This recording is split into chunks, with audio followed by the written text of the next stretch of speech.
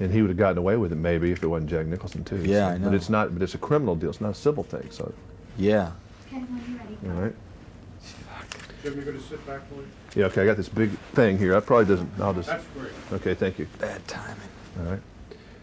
Michael, you get to work with some of the neatest co-stars almost of any actor. I started looking at your films, and you've had quite a classy group of people you've worked with over the years. Yeah. Like this cast here is fantastic. It's as good as it gets, yeah. It really does. Yeah.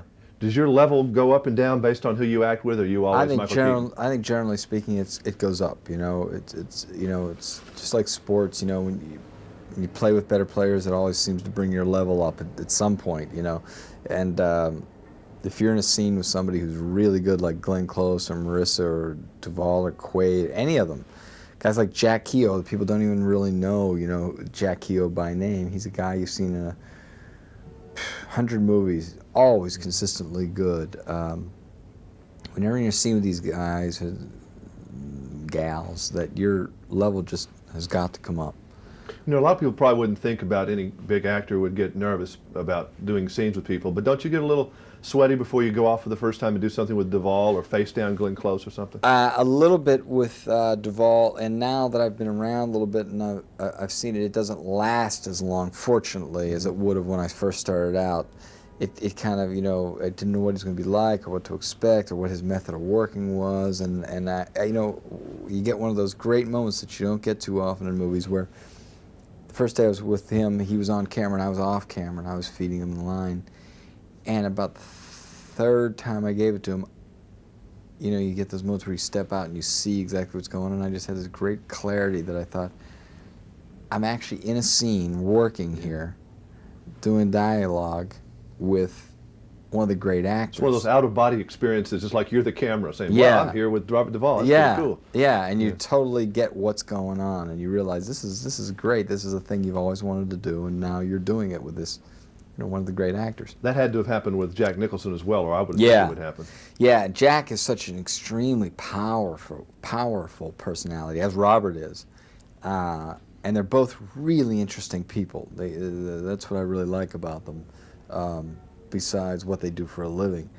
And Jack, I wasn't quite as experienced yet, but Jack is large. He's just larger than life in a lot of ways. So you have that quotient, you know, that he's a lot.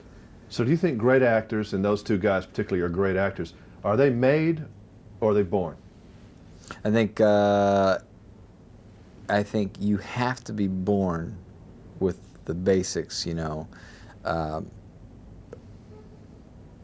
think it comes from somewhere in their personality. I think somewhere it's either, in the end, it's either in you or it isn't in you. You're also talking about two men in this case who were very bright, especially the case of Jack, whom maybe I know a little better than I do know better than Robert, and I know he's extremely bright. That's a big plus for an actor. Somebody told me that a long time ago, an actress I knew, and intelligent actors, boy, have an edge. They have a big edge. Well, you look pretty good. I guess you'll fit in the Batman suit again, huh? I could fit in it. I could fit in it. And when's this thing start? I mean, Joel Schumacher's directing it, right? Yeah, very talented guy. When's this happen for you? I don't know if it happens for me. If it happens for me, it happens for me in about, I don't know, 8 months, 6 months. Oh, like end of the year type thing? 5 months. So we're talking about next summer, the summer of '95, if it happens, etc. If it happens, it'll be out, not this summer, but the one after, if they go ahead as scheduled, yeah. Is that something you're looking forward to, or is it something you're going to do? If it's good and I decide to do it, in a way, I'm more excited about it than the other ones, but there's a whole lot of other things out there. All that contractual stuff, the stuff that's not acting, that's all up in the air? Yeah, but even whether I do it or not, there are a lot of other things I'd rather do first, but this is coming around, so it might be time to do the third one. And that's kind of like a 747 coming in for a landing, isn't it, when that thing kind of rears its head? Yeah. Yeah. Buckle up.